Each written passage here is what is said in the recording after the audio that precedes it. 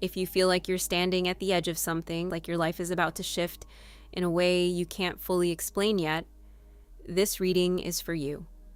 Hi, I'm Liz. Take a breath. What I'm feeling in this spread is enormous.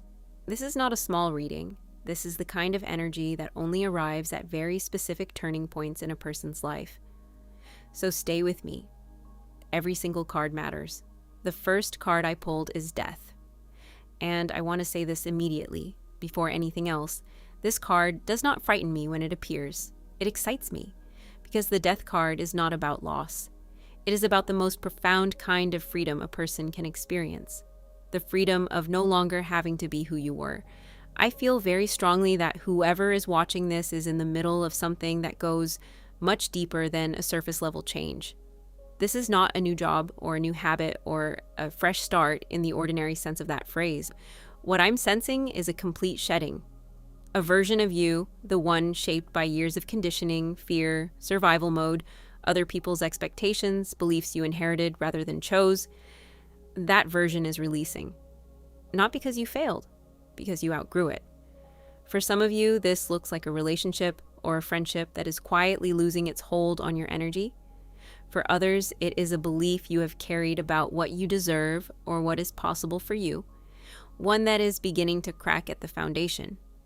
For others still, it is an identity, the person you became, to be safe, to be accepted, to get through a chapter of your life that required you to be smaller than you actually are. That version cannot come with you into what's next.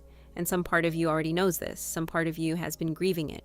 Not because it was bad, but because letting go of any version of yourself, even one that no longer serves you, is an act of enormous courage. The Death card says you are in that act right now. And what it makes room for is something the remaining cards will reveal. Because the transformation that begins here is only the first movement of a much larger story. What follows from that release is the Chariot. And the shift in energy from Death to the Chariot is something I feel physically when I read it. It is the shift from letting go to moving forward. And the speed of it surprises people every time. I sense that for many watching this, the waiting phase is over. The period of sitting still and hoping things would change while not fully believing they could, that is ending. The Chariot does not represent gradual progress. It represents a sudden, decisive surge of momentum that feels almost like it comes from outside you, except it doesn't. It comes from you, from the part of you that has been building underneath all the uncertainty. For some people, this looks like finally making the decision they have been circling for months.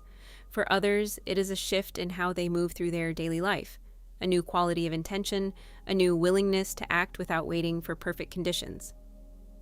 I feel a strong sense of direction here, not the frantic energy of chasing. The clean energy of someone who knows where they're going and has stopped allowing anything to talk them out of moving there. What I also sense with the Chariot is that this momentum is not going to look the way you imagined it would. The breakthrough doesn't always arrive as the dramatic moment you rehearsed in your mind. Sometimes it arrives as a single quiet decision made on an ordinary morning that changes everything that follows. Whatever form it takes for you, pay attention to the decisions that arrive in the next days and weeks. The small ones especially, because the Chariot says one of them is the one that starts everything. And when that movement begins, justice arrives to confirm something that I feel very deeply in this reading. Justice is not a card of punishment. I want to be clear about that. It is a card of alignment, of a person finally receiving a life that matches who they have become rather than who they used to be. And what I sense here is that there is a recalibration happening that is long overdue. For some of you, this shows up as an external shift, an opportunity arriving that finally reflects the level you have been working at, a circumstance correcting itself in a way that feels almost impossibly well-timed. For others, it is more internal, a sense of finally belonging in your own life, of your daily reality beginning to match the version of you that has been growing quietly on the inside.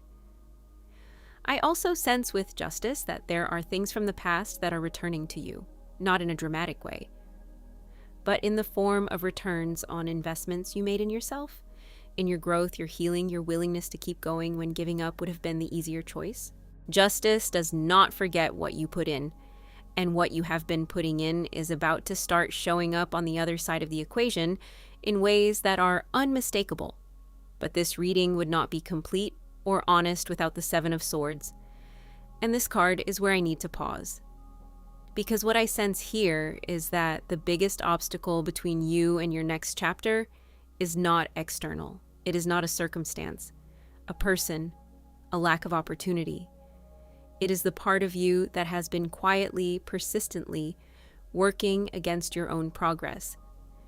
I feel this strongly for many people watching. There are old patterns of thinking that have been running in the background, like a program you never consciously installed. Patterns that whisper you are not ready, not worthy, not capable of holding something as good as what is coming. Patterns that convince you to hesitate at the exact moment action is needed. Patterns that keep you familiar when familiar is the very thing that is keeping you small. The Seven of Swords in this position is not a judgment, it is a recognition. And recognition is the first act of change. I sense that for the people finding this reading, there is a growing awareness of these patterns, a new ability to catch them in action that wasn't there 6 months ago. The difference between now and before is that now you can see the thought as a thought rather than a truth. You can observe the fear without becoming it. That distinction is everything. That is the doorway. And through that doorway comes the Queen of Cups.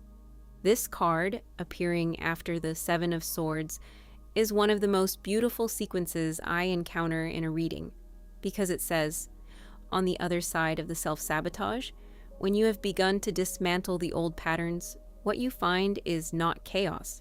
What you find is yourself. I sense a deep emotional settling coming for the people in this reading, not the performance of being okay, but the actual physiological experience of safety within yourself, of not needing the situation to be resolved or the answer to arrive or the person to reach out before you can feel at peace. Peace as a state you inhabit rather than a destination you are trying to reach. For some people, this looks like the end of people-pleasing. For others, it is the development of a new relationship with their own intuition, a willingness to trust what they feel rather than constantly looking outside themselves for confirmation that their feelings are valid. I sense a real quieting here, a slowing down, not of life, but of the internal noise that has made it hard to hear yourself. The Queen of Cups trusts herself, fully. Not because everything is perfect, but because she has come to understand that her inner knowing is more reliable than any external approval she could receive. I sense that knowing becoming available to you soon, in a form that feels like coming home to a version of yourself you always suspected was there but couldn't quite reach. And all of that, the release, the momentum, the alignment, the dismantling of old patterns, the return to self, leads to the Hermit. And I want to be careful here because the Hermit is frequently misunderstood. This card does not represent isolation or withdrawal. It represents the sacred, private nature of real transformation. What I sense for the people in this reading is that what is happening inside you right now and what will continue to unfold over the coming weeks and months is not yet fully visible to the people around you. Your environment may look the same. Your circumstances may appear largely unchanged. And yet something fundamental has shifted. You can feel it even if you cannot articulate it. The way you wake up is different. The way you move through a day is different. The things that used to have power over your mood, your energy, your sense of self, they are losing their grip. The people around you will see it eventually. But the Hermit says that is not the point.